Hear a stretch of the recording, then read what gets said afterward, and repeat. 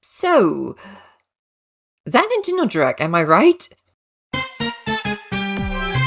new story in the Xenoblade series is about to begin. Shut up!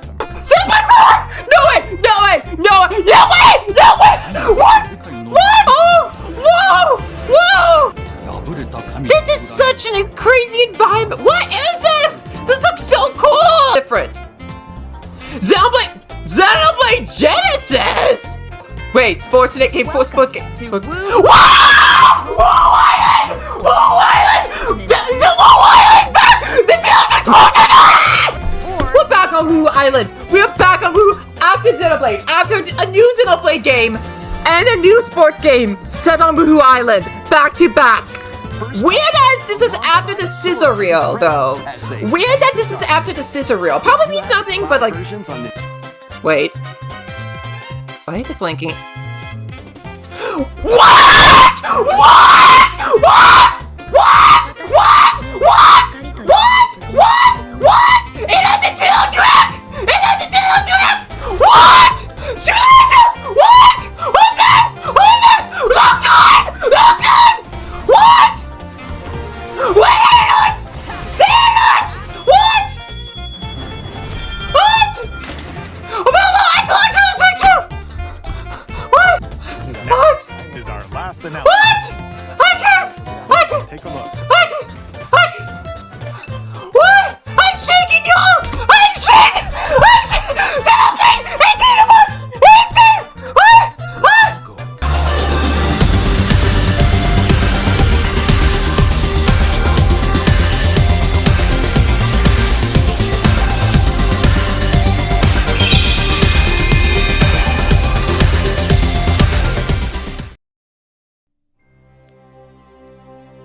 Hey us, ladies, gents, and bees. Welcome to or back to the channel.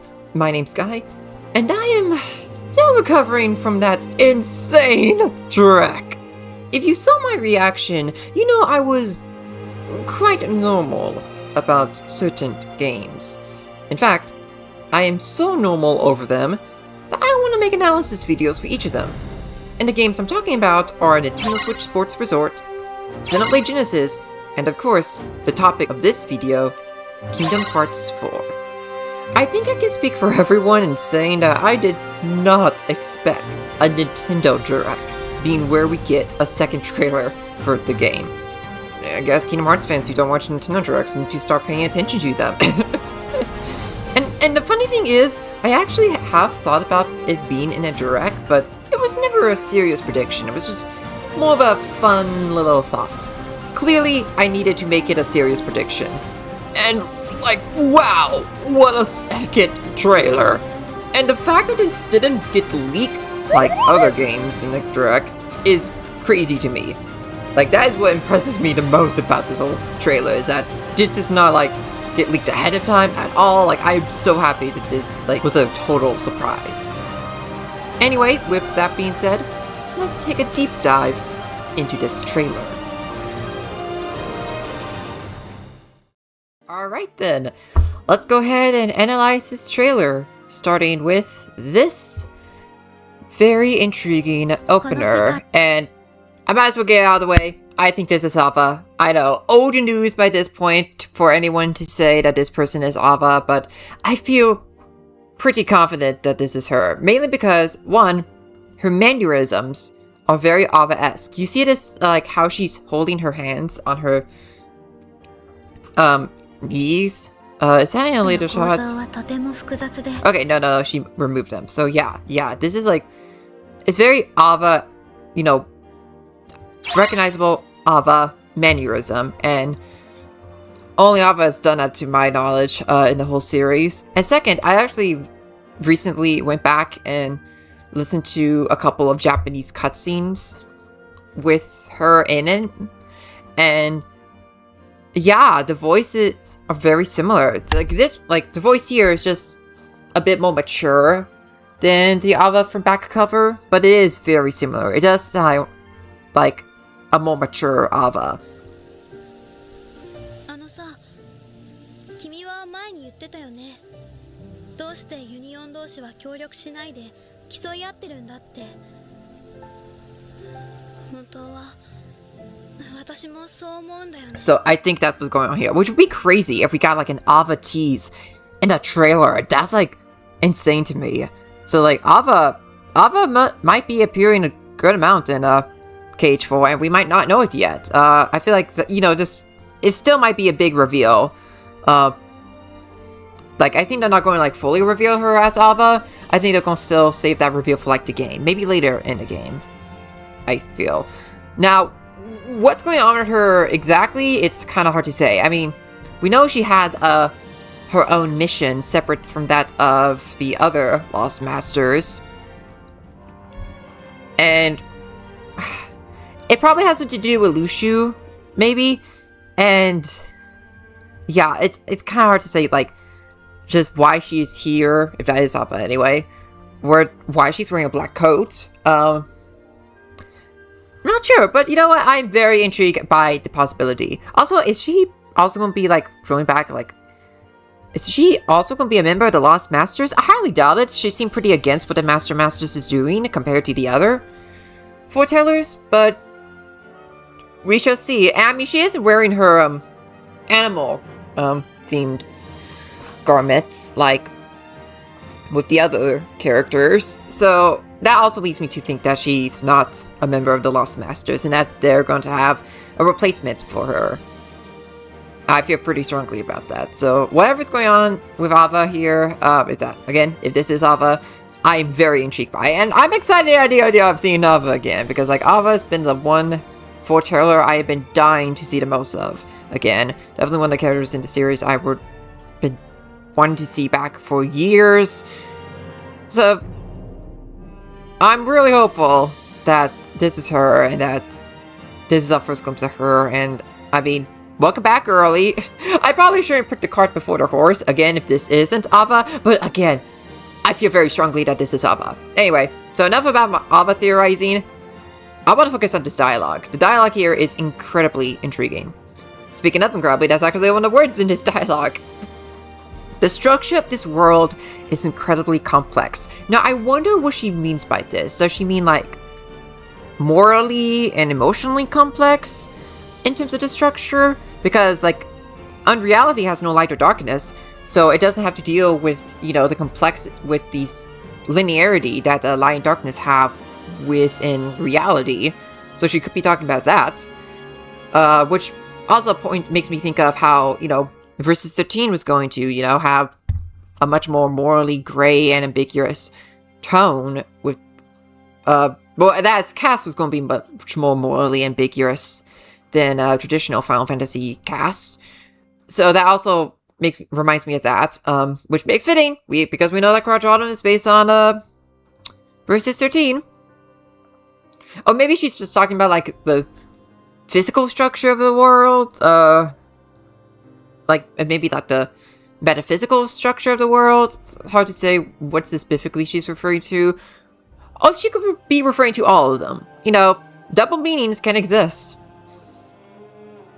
But that complexity of this world structure is being challenged, as we are about to hear, with this dialogue. At first, there were no manifestations of what we know as light and darkness. Yeah, again, light and darkness, they did not exist in unreality until recently. Also, I gotta say, I love... Oh, hang on. I love this shot of her just looking down on Quadratum, like, wow, that is a beautiful shot. Like, look at all the NPCs down there, all the vehicles, like, wow. Beautiful, beautiful shot.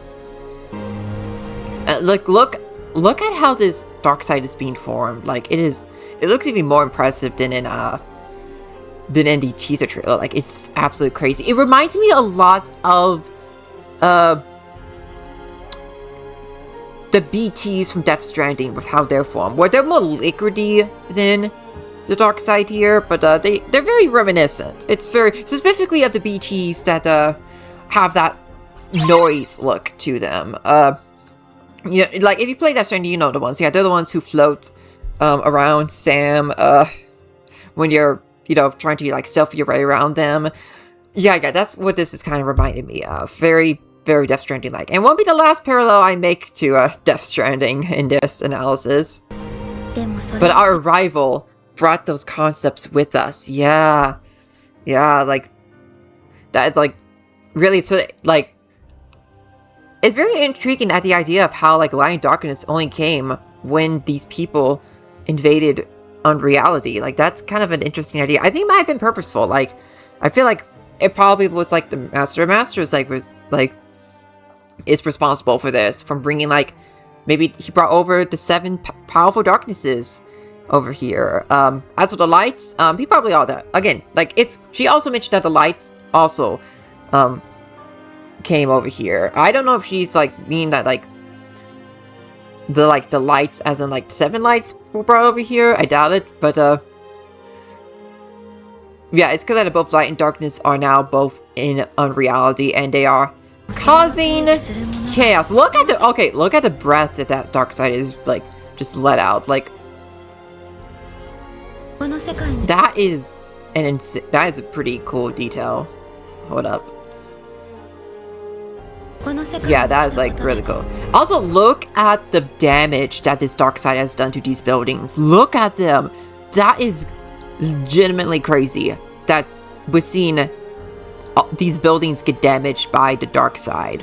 And it doesn't look like typical damage either. Like, it has a little bit of darkness influence to it as well. That is really interesting. But you can still tell that the buildings themselves are still physically damaged, because you can see, like, smoke coming over here. You can see fire around here, and you can see all this, like, debris and stuff. Like, wow, it's just, like, absolutely crazy that we're seeing this kind of damage in the Kingdom Hearts game. I mean, it's not entirely new. We saw a little bit of this with Thebes in KH3, but that wasn't to the same scale as this. Especially because, like, the one that's causing all this damage is a giant boss. That is kind of insane to think about. Like, wow. It really goes to show that, like, light and darkness are really going to cause chaos here in unreality. And I think the innocence of unreality are not going to take that well. I actually saw this as a theory on Twitter. I'll show the tweet right here on screen, on how there actually could be a task force that is against Keyblade wielders and light and darkness.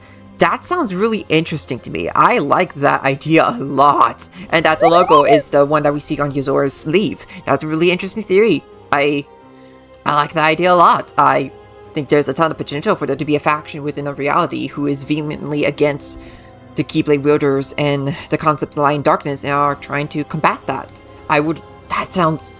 That idea has so much potential to me, and I would love for that to be true, because I do think there is going to be some opposition to this, to the Lost Masters, to all Keyblade wielders in general, to, like, the light and darkness concepts. And I want to, like, see just how unreality is going to react to that. Like, how are the people in this reality going to react to these new people, to these new concepts invading their world?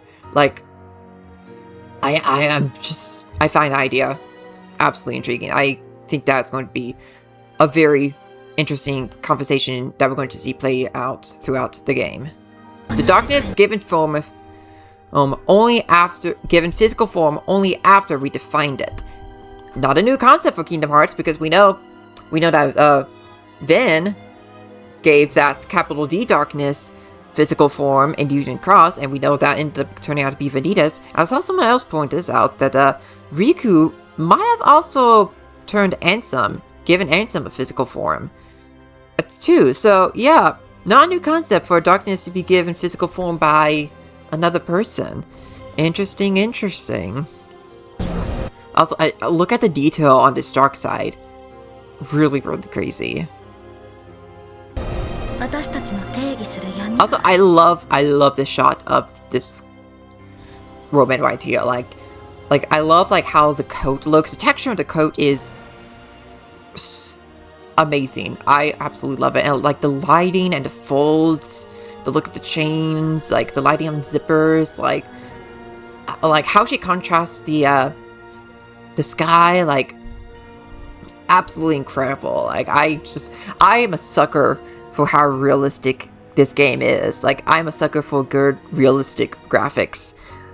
And like, this is like the direction I expected Kingdom Hearts to go in anyway, and I am all here for it. I know Nomura probably was all like wanted to go like have more realistic visuals for this as well. But I know he loves realistic visuals. Just going off his work and what he's done, like the secret endings for the Cage games, Advent Children versus 13. I'm absolutely here for it. Like I love like show shaded too, stylized, but like there's something about realistic graphics that just tickles my autistic brain in a different way that other like visuals don't do to me as much. So I'm just absolutely loving the realistic direction that the game's visuals have. I'm so here for it. Kingdom Hearts 4. Oh my god, I still can't believe this is crazy. Okay, oh, perfect time that I put pause on this because look here in the background. This is a very interesting detail I saw someone point out on Twitter, is that there are actually some airships flying around the dark side, and this is very reminiscent of Brawl vs 13 and Final Fantasy because there are also very similar looking airships in those games. So I see you, Nomura. I see you, Nomura. And look at Sork. Look at... Okay. I do want to pause here because I did notice some interesting details. Over here. Hang on. Yeah. We see more damage. What is the deal with the...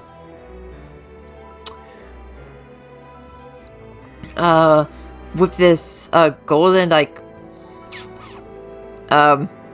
stuff here. Like, I'm really curious just, like, what these are supposed to, like, be. And I see another, like, bunch of these in, like, the background over there. So I'm curious, like, is this, like, an ability related to Sora, or is this something else? Or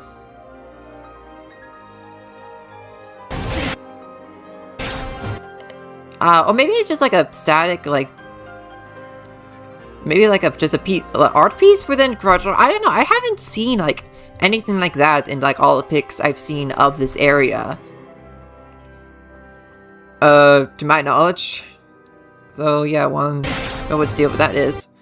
And like I saw just going through all these cars. Oh yeah, I just want to take notice. People have taken better shots of this, on Twitter. I'll, again, share those streets, on screen here. But, there's actually some good clear images of, like, Sora's watch online, and apparently it's not a smartwatch like all of us expected it to be. It's just a analog watch. So now I'm wondering, which is like, what is it going to be? Because I thought he was going to have a smartwatch that was going to be a replacement for the gummy phone. So now I'm like, okay, what is this like? Like, what is the purpose of this watch then? Like, I'm very curious about that. And also, I saw someone else point this, but his buttons right here on the top of his top, it has a symbol on it. I couldn't make out what it is clearly. Again, there is a clearer image of this on Twitter that I found. Put it on screen right now. But it did look a little bit like the Scala symbol to me, but again, it wasn't clear enough to really notice exactly what it was. I think there might be some over here too. I'm seeing a little bit of detail here, but again, it could be the same symbol. I can't entirely make it out. So yeah, very interesting new details on Sora's design, and it won't be the last ones. I'll tell you that much.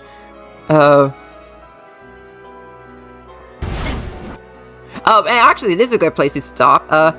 Look at his shoes. He has a new set of shoes here compared to the announcement trailer, where they were like a bit lighter. Maybe it wasn't the screenshots. I don't know if the change in shoes were in the screenshots or not. But this is my first time noticing it, and it's very interesting that it's now primary black with very little yellow, and I feel like that is a representation of Sora's growing darkness inside of him. And if you know me, you know I'm a firm believer in that possibility. You can watch my Broken Heart Theory video if you want to hear my entire thoughts on that. concept.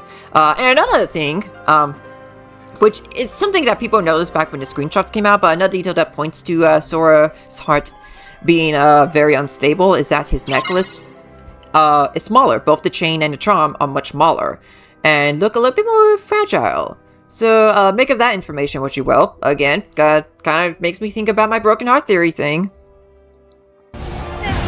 Like, oh, and then we got this like really awesome cinematic shot of Sora being like yeeted away by the dark side into this building.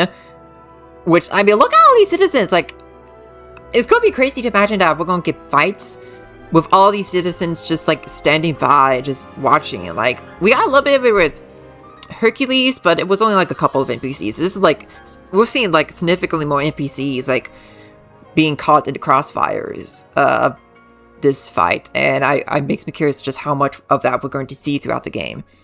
Like, yeah, clearly stakes are going to be pretty high this time around, for like the world overall, not just like for like specific characters. That's like cool. And also, look at how clean of a landing like Sora makes. Like, we see him jump, and we see him, yeah, he's like getting his footing back. That's like kind of cool. Like, very impressive for Sora, for him to do that. Okay, and then we got our girl Strelitzia. She's back. Of course, I mean, we knew Strelitzia was gonna be back, and she looks so pretty here. She absolutely looks pretty. I think she did, like, they definitely like improved her model. Excuse me, needed a sip of water. They definitely like improved her model since the announcement trailer. And I mean, it's pretty clear that I mean, they improved the visuals overall since the announcement trailer, and the models have definitely proved that. But yeah, I just love how Strelitzia looks over here. I wonder who she's talking to. It seems like to be a character in a black coat. Might be the Masters, might be Ava, might be someone else. Who knows? But I'm very curious to see what the context of this scene is like. Also, look at the rim lighting on here, like the shadows down here. Like, as an artist who studies, you know, lighting and shading and rendering, I'm a sucker for analyzing these kind of details. It really does inspire me as an artist. You know, pay attention to the details and what's like you have these two different types of lighting representing different types of light sources in this setting. Really cool. It'll absolutely look gorgeous. So yeah, very excited to see more Strelitzia. And speaking of familiar faces, or rather unfamiliar faces, we apparently might have our first look at Sigurd's face. And initially I was like, oh, is this a new character? But I saw people like point it out on like online, and the more I look at this design, the more similar his design looks to Sigurd, because we printed his Union Cross sprite next to this model. The clothes are very similar, from the structure of the clothes to the colors to the different details, like the belt on like the top on his shoulders, the little collar on the outer collar. Like, it is very similar to Sigurd's design. So I definitely wouldn't be surprised if this was Sigurd and if that's true, I can't believe we might actually have our first face reveal at Sigurd at last. Like, that is crazy to think about. And just like in the middle, like a split second in the middle of a trailer. That's like crazy to think about. That this is how we're going to see our first look at Sigurd's face. That's crazy. I wish he did have the hat. I love the hat on Sigurd's Union Cross sprite. But, you know, his face looks great. Like, I love his hair. Like, the structure of his face, like, really well made. I know a lot of people are already simping over Sigurd. Can't say I'm surprised. I can totally see the appeal of him as a... I can totally see the simping appeal of Sigurd. I just love all the little details on Sigurd's clothes. Like, we have these diamonds on his belt right here. We got this gold piece, pieces, I should say, that kind of resemble the Scala symbol. And my favorite detail of this is the gold streaks on his tie. Like, those look so good. And the gold ring at the top of the tie, like, great detail. Absolutely great detail. I cannot wait to see the rest of his design. When, at some point, that's, like, love it. And I also am curious of what his eye color is. Like, it looks a bit green. I've seen people say it could be golden. I wonder if I can, Oh, that... I did not mean to do that. Sorry, I was trying to see if I could zoom in, but, I don't really know how to zoom in, to details, with my keyboard. That's something I'm gonna have to learn that later down the line. Definitely would be useful to learn at some point, but yeah, very excited to possibly have seen a review of Sigurd. That's kind of crazy to think about. But, you know, with Sigurd, we knew he was going to show up in the game at some point. You know, he was in the announcement trailer. Well, he wasn't in. We just heard his voice. He was the one who was narrating that trailer. So we knew he was coming. Unlike Volley! Volley is here! Of all characters! I did not expect it to appear at all. I don't think any of us did. Like, and this kind of soft confirms that this is indeed could be a true afterlife for people in reality? Maybe? Because Yzma, he's supposed to be dead! That was probably not a good Eartha Kitt, but he's supposed to be dead! Okay, I'll stop trying. But yeah, this is the first look at Volley and Cage 4. That is crazy to think about. And that makes me wonder, does that mean we're going to see the rest of the upperclassmen? Because if so, that'd be awesome. One, because we get to see more of them, since, you know, we didn't get to spend much time with them. Especially the ones who weren't, you know, Vidar, Volley, and Vala. Vidar is my favorite of the upperclassmen, by the way. I love his design. Really enjoyed seeing his characterization throughout that game. Definitely such a... And, you know, he's already a fan favorite character, so I would love to see him in this game. Like, a 3D model in Unreal Engine 5, like, that'd be crazy. But yeah, Volley here. I love his outfit. Like, I love all the studs throughout his outfit over here. His mask looks really cool. It obviously looks very different than the mask he had in Dark Road. But yeah, I am really excited, like, at the idea of, like, seeing the upperclassmen again. And I also think this is something Nomura himself did, because he mentioned in the interview when the Dark Road finale released that he didn't have as much time to develop the upperclassmen as he had wanted to, because, you know, they had to cut the game short. And he really wanted to tell more stories with the upperclassmen in another form. I think this might be another form. Like, I think this is very much like a way for him to develop the upperclassmen further, to tell more stories with them and get to know them more as characters, which I think is awesome. Like, Nomura finally is able to do that, and I think that's really cool. Probably better than my initial idea of, like, re-releasing Dark Road and having a new chapter in it that's focused on the upperclassmen, although I still kind of want that, not gonna lie. But yeah, this is really, really cool. So, yeah, it does kind of soft confirm the idea that it could be an afterlife for people in unreality. For people in reality. I mean, there were already guesses about that with, like, Sora and Strelitzia being there, but, like, there were only, like, 2 characters, and even with Strelitzia, there were a lot of unknowns surrounding her. So, although I do kind of hope they don't have the lower classmen in this, aside from Xehanort, since we see him later. Like, I don't know, because they are much more prominent characters in Dark Road, it feels like they are much better suited to be characters that appear later down the line. If that makes sense. Like, if you're going to, like, bring those characters back, I would rather that be, like, a much bigger, like, deal and, like, reveal for, like, later on in the game. Or maybe later down the line in Lost Master Arc. That's my take anyway, but, like, having the upperclassmen, like, right away, I'll take it. I'll definitely take that. I still remain a bit uncertain about how the rules of getting to unreality work through death. Like, is it just, like, any death? Is it, like, a specific kind of death? Like, I still remain a bit uncertain by that, on how, like, that works. So, you know, any sort of clarification, would be great.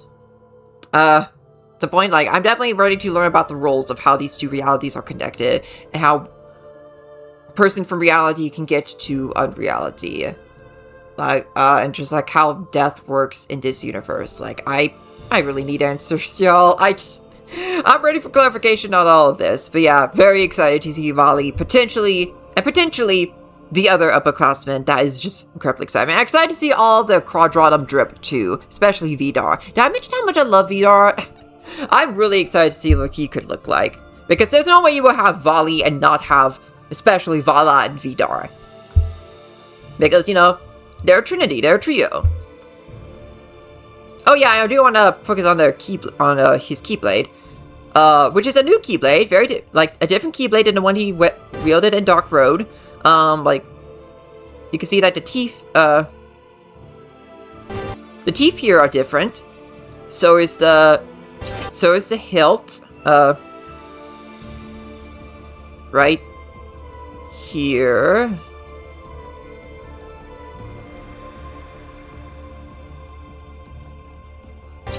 Yeah, the hilt's different, keychain's different. This kind of looks like a moon crest. It actually kind of reminds me of the moon crest symbol on Yazora's crossbow. So I wonder if this kind of Keyblade is similar to that crossbow, because it does have a bit of a high-tech vibe to it. Now that I think about it, like, it looks very high. Kind of, yeah,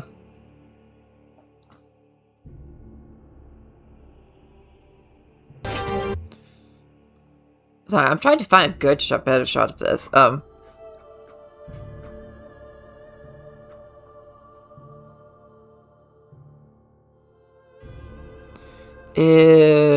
You know what? Screw it. But yeah, it does look a little bit like high tech. Here. So I do have to wonder: is this similar to like Yazora's weapons? Like, are we going to see Keyblades are made from the same material and technology that Yazora's weapons are made of? That'd be kind of cool. And we got Luxord! We got Luxord at last! We finally have, like, full frontal view of Quadratum Luxord. Which, I probably should have chose better wording for that, but... what can you do? But yeah, I love the detail in his hair, the facial hair. Look at his skin, too. Like, the texture on his skin? Absolutely impressive. Like, wow.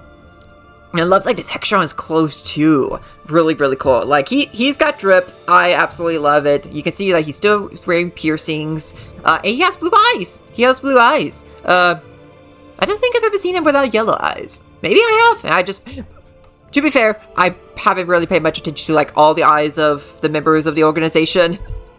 Aside from, like, the Xehanorts. But,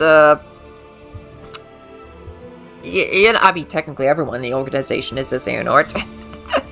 Anyway, but yeah, really excited to see Luxord here. And one thing I noticed about Luxord's design here is that the symbol on this button here is a phoenix. And that reminds me of two things. One is the phoenix imagery on Haz's design. Haz from Neo the World Ends With You. And spoiler alert for that game, he is, of course, like, the composer of Shinjuku, you know, and the final boss we fight at the end of that game is a phoenix. And actually, while he's not the phoenix in that boss fight, he actually was originally supposed to be the phoenix boss at the end of Neo. So, you know, it kind of makes me wonder, just, like, kind of, is, like, would Luxord be kind of similar? Like, maybe not necessarily godlike, but he could be a very powerful being. I mean, I know, like, one of the possible names for him is, Lodor, is popular one that I, lean towards myself, and that is a god of creation in Norse mythology. And it actually makes me wonder, will he also give, Sora the build abilities? That's like, that could be a possibility. Because, again, of the build association with the god of creation in Norse mythology. Another thing that the phoenix symbol makes me think of is the symbol of the Dominion Rubrum, one of the nations from Final Fantasy Type 0. And its symbol is reminiscent of what is called the Vermilion Bird. And the Vermilion Bird is very phoenix-like. So, I think he might be another Type 0 XP, maybe another, like, some sort of connection to, like, Type 0. I think we're going to see a lot of Type 0 references throughout KH4.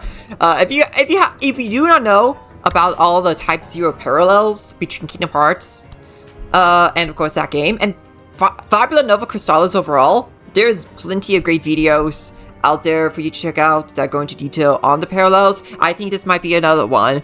And, you know, I always view, like, Luxord as like a ace XP because of the card abilities, and he does kind of have like similar, you know, physical appear. Like he's obviously very older than Ace from Type 0, but kind of a similar hair color, kind of similar demeanor.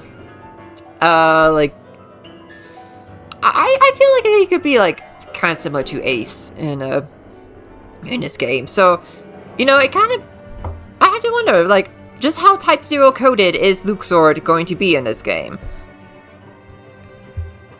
I'm definitely keeping my eyes peeled on all of these details for sure. And another thing I saw people bring up is the possibility of being like different kinds of factions in this game. And I talk about the idea of a task force of anti-light and darkness and Keyblade people in Unreality. So Luxord, like the Phoenix symbol could be a representation of one such a faction that also exists, like maybe one that is like a alliance of Keyblade wielders, maybe. Who knows? I'm very curious about this. I mean, what makes sense, you know, the Dominion of Rubrum has class 0, so we could be having like maybe another like type class 0 group, like maybe made up of the upperclassmen, with Sora included, maybe Xehanort, maybe also Strelitzia. I'm just now thinking about this, and I'm kind of loving the potential of that idea of having just a whole class 0 of these characters that I just mentioned, and like Ludor being, or Luxord being part of that group, maybe leading them, teaching them, giving them abilities, like I mentioned about like him giving Sora the build ability. I'm kind of loving that idea now. So yeah, I'm very excited to just see what... Needed more water. I was talking a lot, but yeah, I'm very excited to see more of him and what his role is going to be. I think he's going to have a very compelling role, and very important one too. I know he's got an important one because we know that he is Nomura's favorite organization member. So you know he's going to be treated well. I mean, he's already treated well. I mean, look at this model. This is like one of the best looking models I've seen in the game so far. And another one I know many people are simping over. Many people are simping over him already. Okay, now we got this interesting shot of a black cloaked figure walking in this forest area. Some people say this could be indoor. I thought it could have been indoor too. The trees are a bit too small for it to be indoor. Like, you don't see like the big trees of Indor like shooting up in the sky, and there is a bit of like modern architecture down here that kind of looks like it's like those kind of barriers you see around plants and trees. And this building, while it could resemble the imperial base we saw in Indor, the one that like Han and Leia were at in Return of the Jedi, it does have a few too modern qualities to make me think that it isn't in a Star Wars world. So I don't think this setting is within Indor. But I am compelled by like who this figure in the black coat is. I thought it was the Master of Masters, but his shoulders are a bit too broad to be the Master of Masters, or it could be someone else. I don't think it's a set, because although I maybe also be hoping that they just keep the, you know, the animal coats on.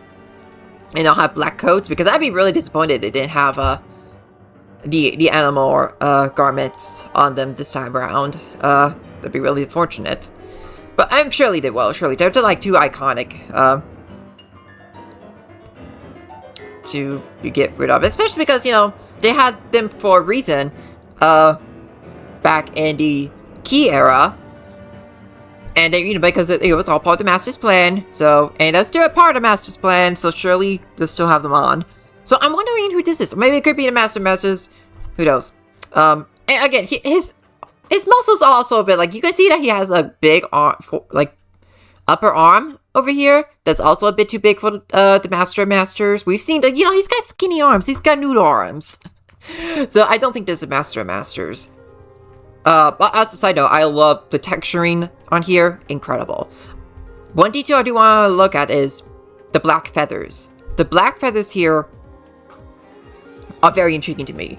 Because if you watch the cutscenes from the last Missing Link beta, you might remember that one scene where Net pulled out a black feather from those two guards. And that black feather is what possessed those two guards. And that feather was from this organization.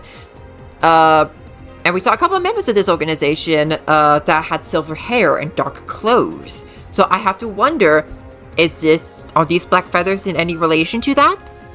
To that organization? We know Missing Link was supposed to set up a ton of stuff for KH4, so that organization could have been one of the things that is part of KH4's plot.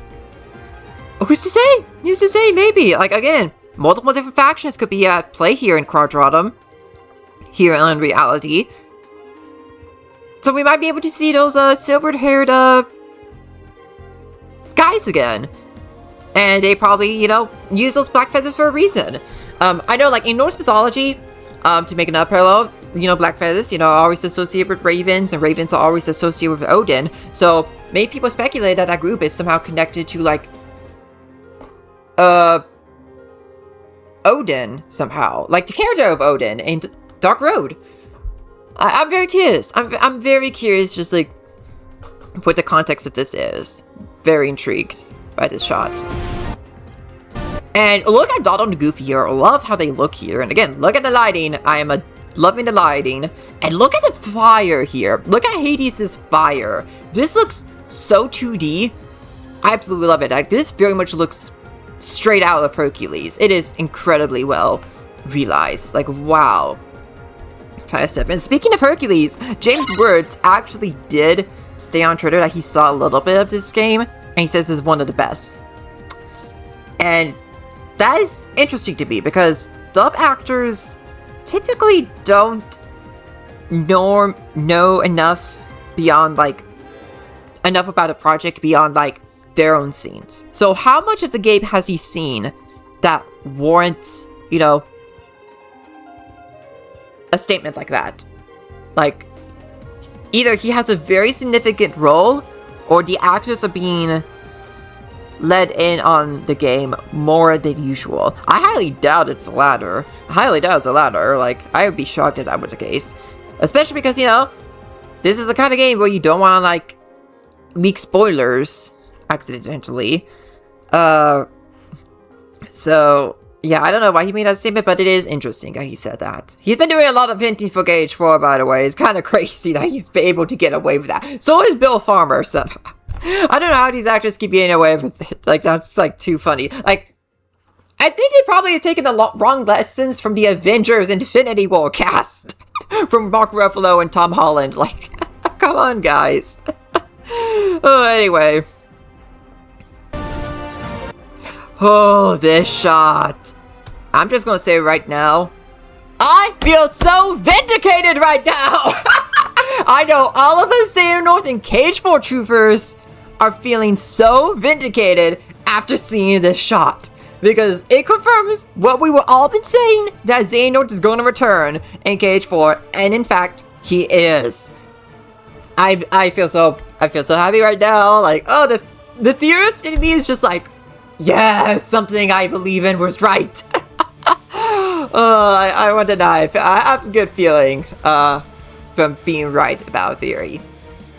And yeah, I'm so excited. I'm still unsure about what version of Xehanort this is. Like, is it a version we know? Is it a different version?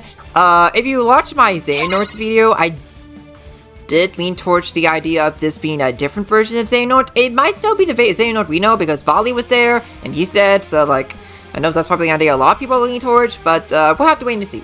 We'll have to wait and see what this is. But wow, I love that we finally have like a better version of the front of Xehanort because let me just say, while I was working on like my Xehanort art, which is also in my Xehanort video, I was struggling to try and figure out how to draw the front of his clothes.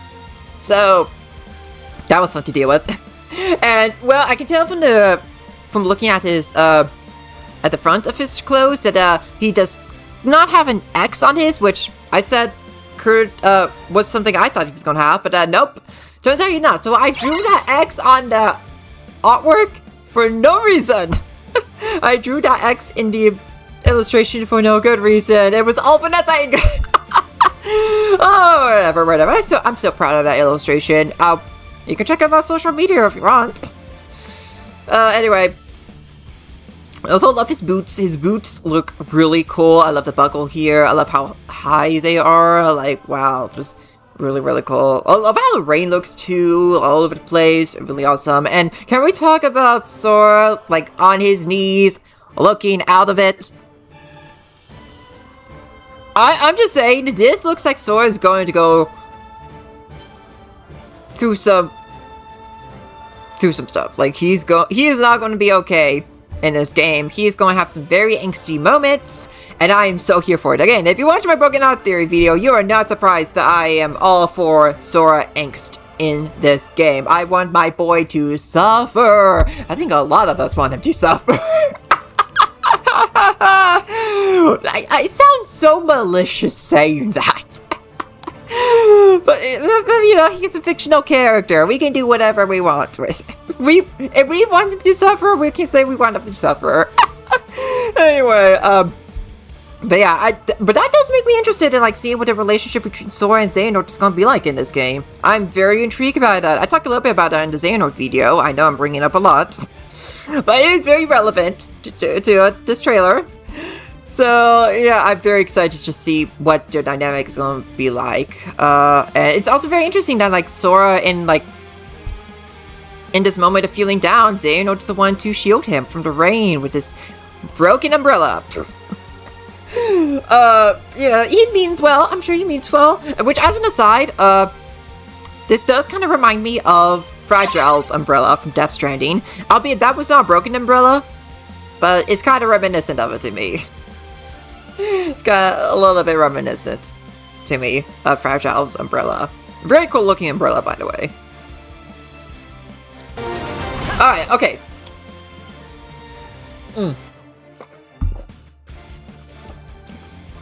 Water sip. Okay. Now, I'm gonna skip over to the direct footage, because the direct footage has the UI of the combat in it, and not the standalone trailer for some reason. I do not know why the UI is not in the standalone trailer, just in the direct. Very weird, but oh well. I'm glad we have the UI anyway, because there was a lot to talk about when it comes to the combat that we see in this trailer. Like, there's a lot of interesting stuff. So we finally have our first look at the build system. This is probably one of the things I've been the most intrigued by of this game. Just how is this build system gonna work? And I think it's going to be great. I think it's going to be, I think it has potential. So we see Sora using what seems like an original new Keyblade. And I know some people say it could be a Moana Keyblade and Elemental Keyblade. I don't think that's the case. And there's going to be better shots of this throughout the footage. And I'll put some pictures up from that other people have taken. But it does not look like a Disney Keyblade at all. Like, it doesn't have any references to any existing Disney IPs like Moana or Elemento. Like, I get what people are like, will come to that conclusion because of the lava and water abilities, but I'm pretty sure this isn't a Disney Keyblade. It's an original Keyblade. Again, if you look at the designs, there isn't anything that indicates a reference to a Disney property. So yeah, it's... Sorry to disappoint anyone who hoped this was an elemental keyblade, but... I'm still very intrigued by, like, the abilities here. So we can see that when you have the build menu on, you can choose one with a couple of different abilities. And sometimes, those abilities can give, like, we have, right now, we have Flowing Edge, we have Lava Slash here. And what I find intriguing is that because of its, like, that we see a little bit element of the build thing, because Sora creates these,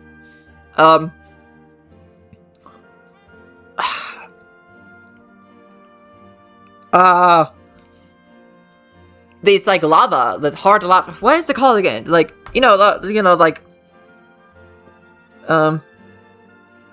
with lava guitar, like, I don't remember the name of it, but, like, you know what I mean. You know what I mean. This, like, Sora is creating that. And we also have a gauge here. I think that means, and I think, I think that means that gauge, that gauge means, like, how do I explain it? I think, good, I'm not, like, lost for words here, but, okay. I think what that gauge is meant to represent is the scrapping part of the scrapping build mechanic. Because for those of you who don't remember, in the 20th anniversary event interview, he mentioned that scrapping build was going to be the core theme of the combat in this game. And I think the scrapping thing has to do with fighting enemies. You know, the more you fight, the more this gauge fills up, and the gauge can deplete once you use different abilities. So I think that's what's going on here. You know, it's kind of like MP. It's kind of like the MP thing with, like, magic. Just with, like, these different build attacks. Here. And apparently, these, like, prompts can also appear. Volcanon, which is another ability. That ability. And we also have another ability that replaces, the last one, Lava Slash. Igneous Impact. So it seems like some abilities can be replaced. Yeah, new build. Like, new builds can appear throughout, when you're using the build mechanic. That's really interesting to me. Yeah, and he, like, when he used that, prompt attack, he created this giant, molten lava, structure here that appeared in the environment that can damage enemies. And yeah, it seems that gauge depletes over time as you use different build abilities. And how all these how new builds can appear over time. Interesting. And yeah, we have a good look at the Keyblade, which apparently you can slide on. Oh yeah, he like went up the lava here. Hang on.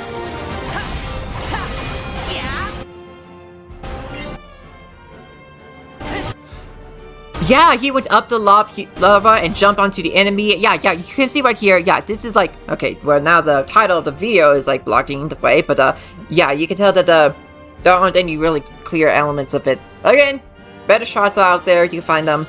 This isn't like, you know, a Disney Keyblade. Also, I want to pay attention to like the attacks that this Heartless has, because apparently it has a hand. Hang on. Yeah, it had these gauntlets, you know, it's Infinity Gauntlets. They do look like Infinity Gauntlets, okay? I know I'm not the first person to make the comparison. But yeah, they originally like blue, starting out, and then they turn red when they use when they use a attack, when they're ready to unleash a powerful attack. Before Sora was able to, counter them, anyway, well, not counter, but, like, stop, like, attack them before they could attack him. Like, look at that impact that he had, like, wow. Okay, now we get to a very interesting part. Hang on, I want to go back a bit.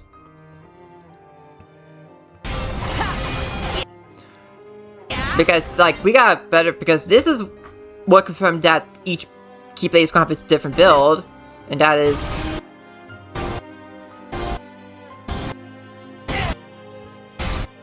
Okay, sorry.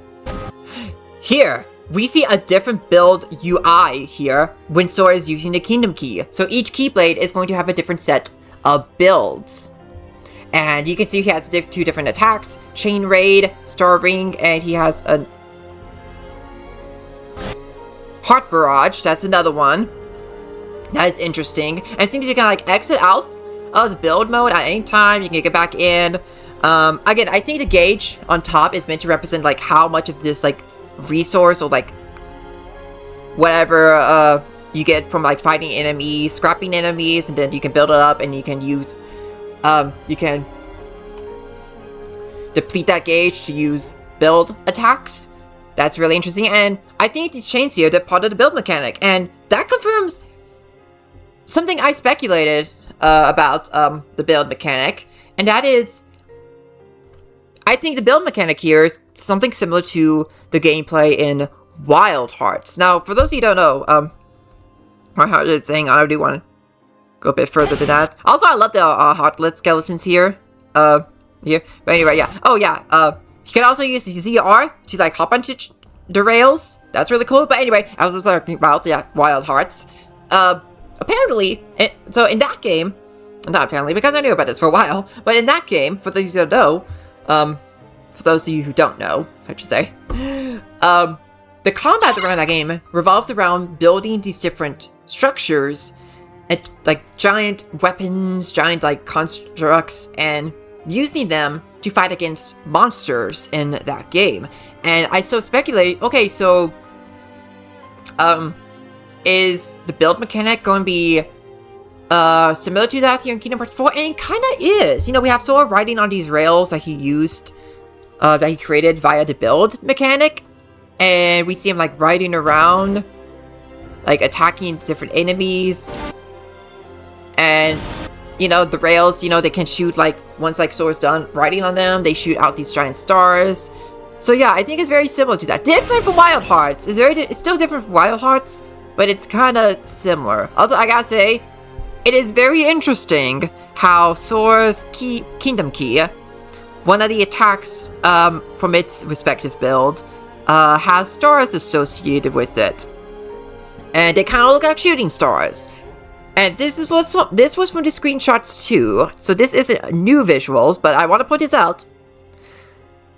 I can't help but think about, the meteor shower theory, you know, the Kingdom Key originally being Riku's promise to Sora to protect him from, like, from the meteor, and, you know, giving the crown charm in the process, and also having a Kingdom Key. You know, like, I can't help but wonder if there's a hint at Riku. Subscribe if you want a parody of that. So yeah, I love this attack a lot. It's really, really cool. And, you know, we also get a bit of, like, the whip here with the chain. Yeah, I love the UI here too. Like, the UI here is so cool.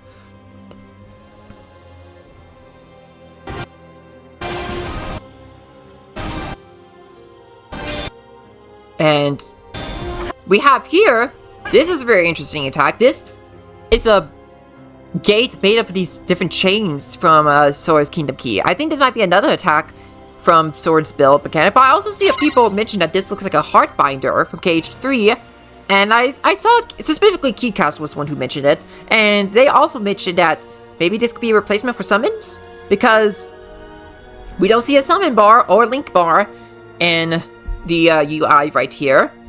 So maybe this might be the replacement for summons, like summoning, like opening these gates, each build having a different gate, and thus summoning a different summon, like Sora here summoning all these Keyblades. A Life from the Past, which also is another hint at Vegeta still being inside of him, because Sora and Vegeta are the only characters we know of who can ride on waves of Keyblades. So, you know. Oh yeah, also there was another, yeah, here, this was another thing I wanted to point out, right here. Yeah. We have a new indicator. This is a new to the series, an indicator for enemies of where they are approximate to you off screen. That is really cool. I like that. I think that might have been one of the things they took from the development of Final Fantasy 16, since 16 had that. And the KH team worked on 16, and I can see a bit of influence here. I mean, obviously, this kind of indicator, not new to games at all. But it is new to Square Enix games, to a degree. To my knowledge, anyway. But maybe at least Kingdom Hearts. At least Kingdom Hearts. So, like, this is definitely, like, new to this series. Which is really cool. I love seeing that. Like, look at him, like, just riding on these different chains here. Oh, yeah, something else I wanted to talk about. Yeah, that was something else. I wanted to mention, since, you know, we are in Shibuya here. What's a good shot of that?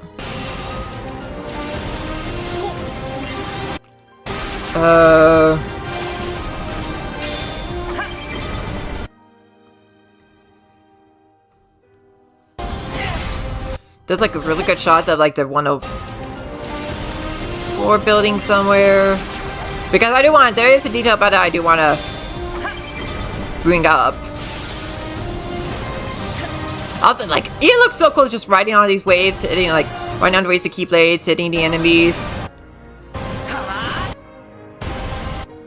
Okay, maybe it was invisible in the direct footage. But we'll go back into, I think it was visible in like the standalone trailer. About the 104 building down, point out when we get there. But yeah, this looks really cool.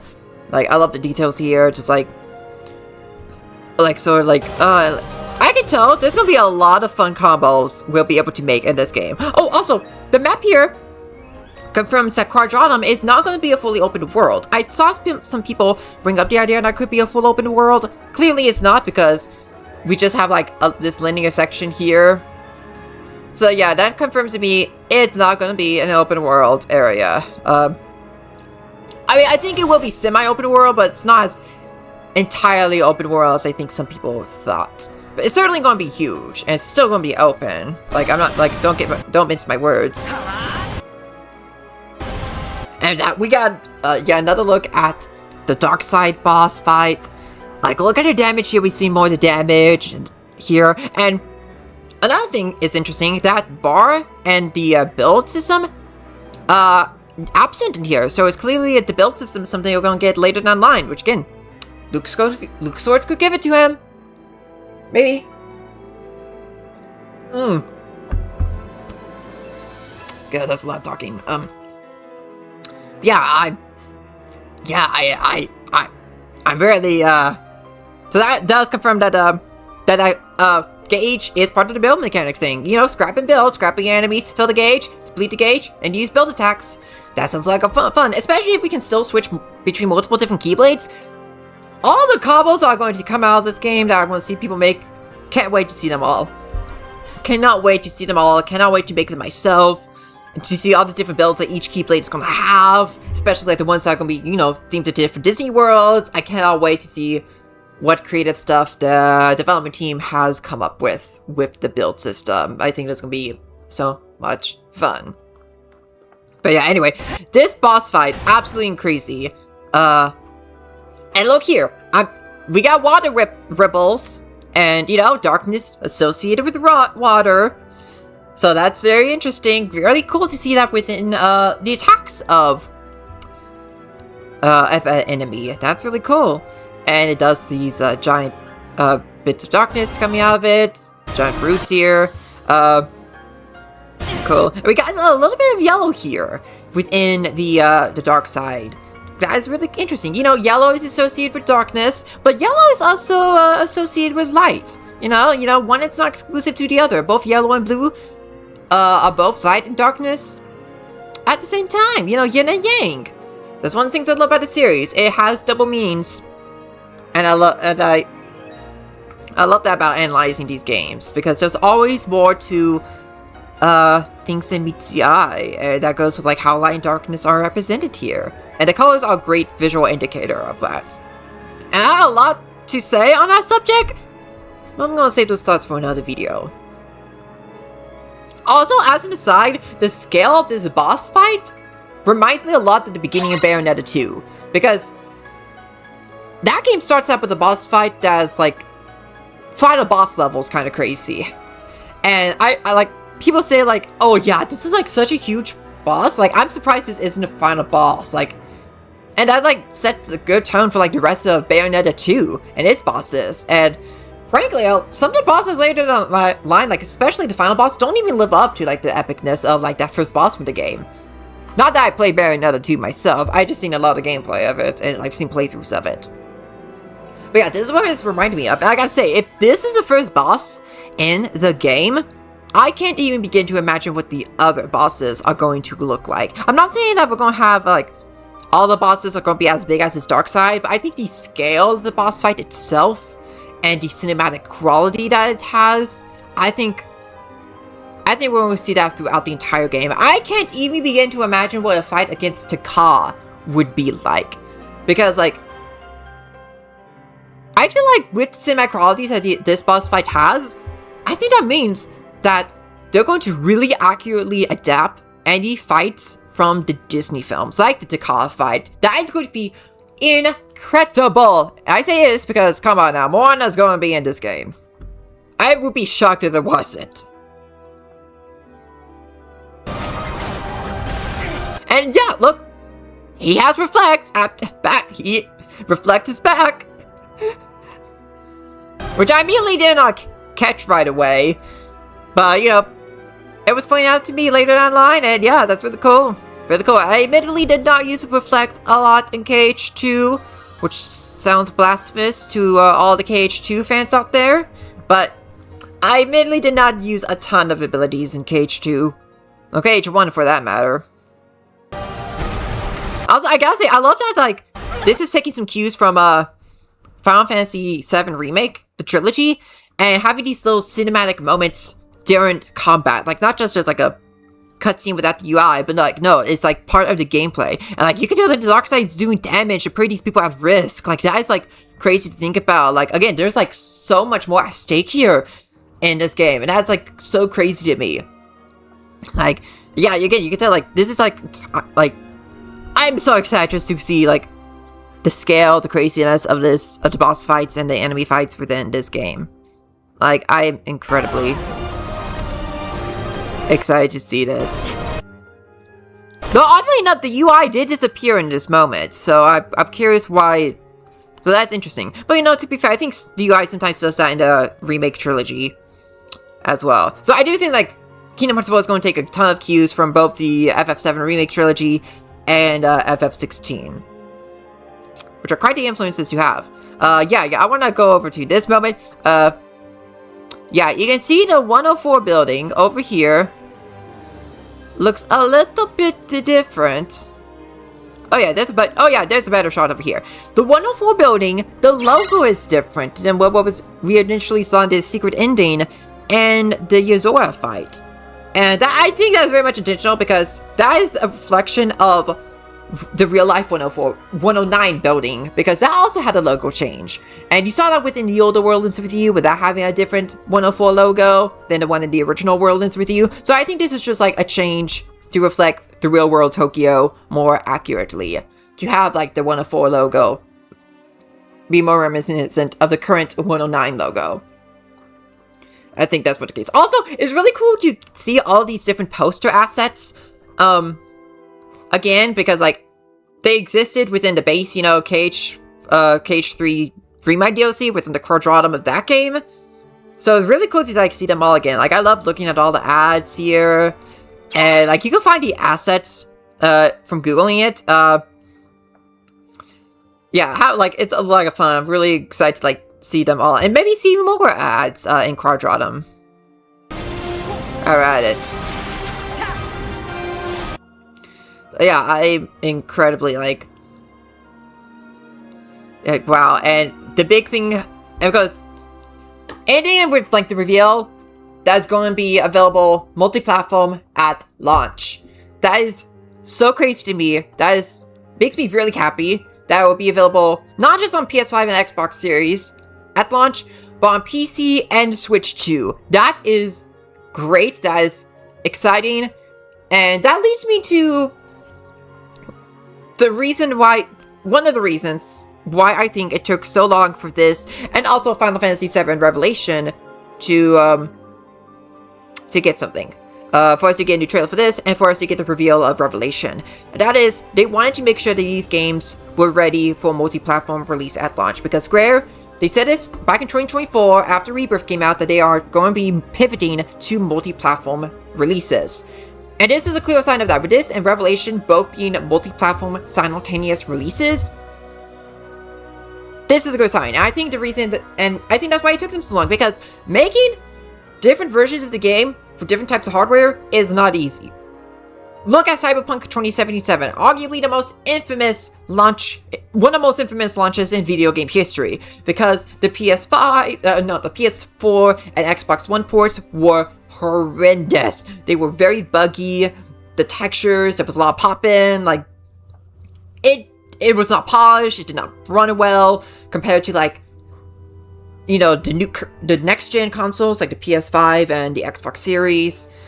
Even like PC, like PC was significantly better from what I heard. The PC version of Cyberpunk was the best version at launch. But even then, like, even those other versions, they weren't as polished as they could have been. So that's like... So yeah, if that, like, that's a good indicator to let you know that multi-platform releases are not easy to do. They take time, and like even Cyberpunk took a lot of time, and that was fully polished, to be fair.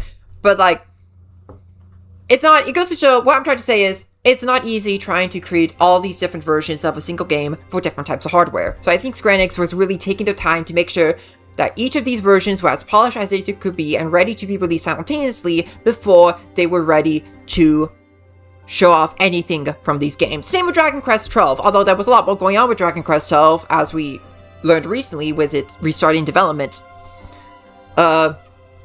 Which I don't think is the case with either FF7 Revelation or KH4, I should say. But yeah, I'm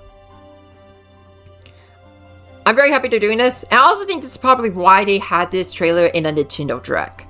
Because they really want to show that they are serious about multi-platform releases, and what better way to do that than by having this, excuse me. I think I'm gonna have to give my throat the rest of this. But, that signals to me that the reason that they put it here is that they want to show how committed they are to multi-platform releases, and what better way to do that than by having a trailer for one of their big upcoming games in Nintendo Direct, something that they have never done before. I mean, they've always had, like, big news in terms of, like, their smaller games at Nintendo Directs, but nothing for, like, their blockbuster titles. This is a first for them, and, like, absolutely crazy, and very...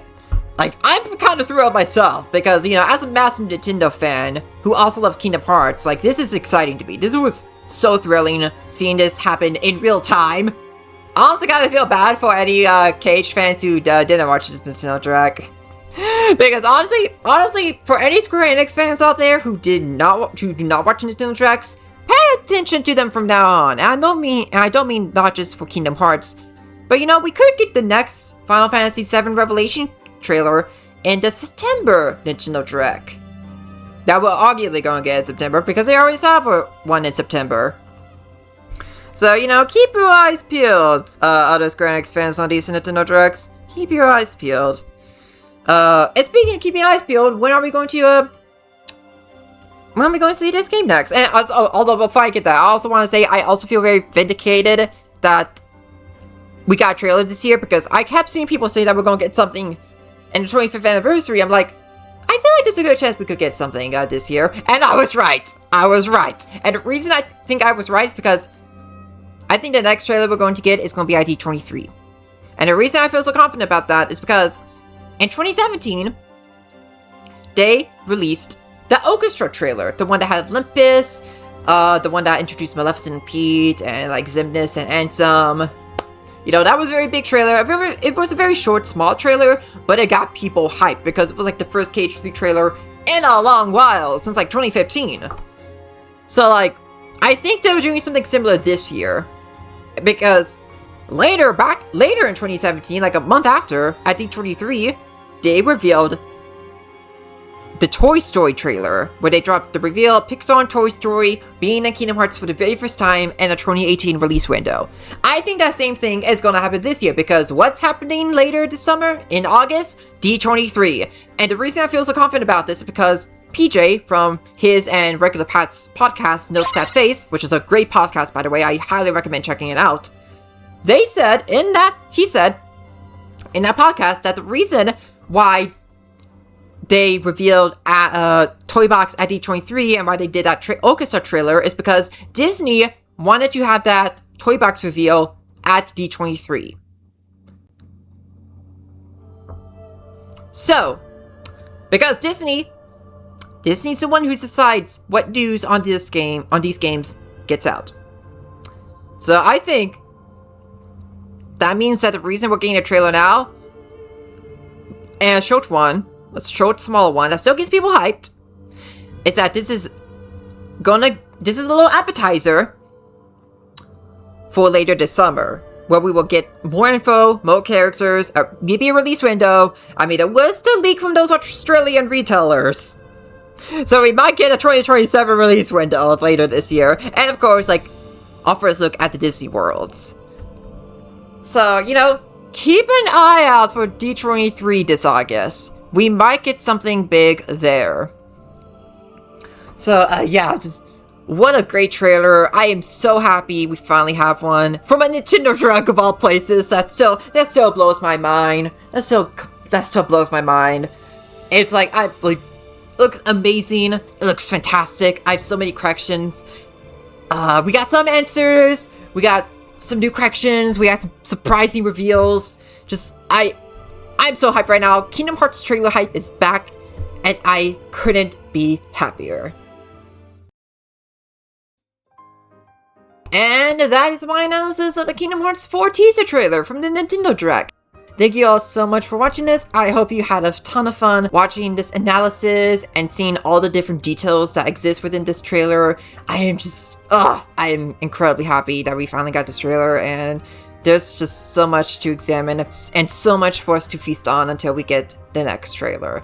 So, thank you so much for watching this, and please stay tuned for the upcoming analysis for the other two big games from the Nintendo Direct for me. Those being Xenoblade Genesis and Nintendo Switch Sports Resort. They will be coming out within the next few days, hopefully. So please stay tuned for that. Anyway, thanks so much for watching. Please like and share the video if you enjoyed it. You can support me on my Patreon and my Ko-fi. You can follow me on my socials, all which will be linked down below. Subscribe and ring the bell icon so you won't miss any of my future videos. So check out my past videos if you wanna, including, you know, any of my Kingdom Hearts videos, since, you know, that's relevant to the topic of this video. Please take care of yourselves, and keep on keeping on.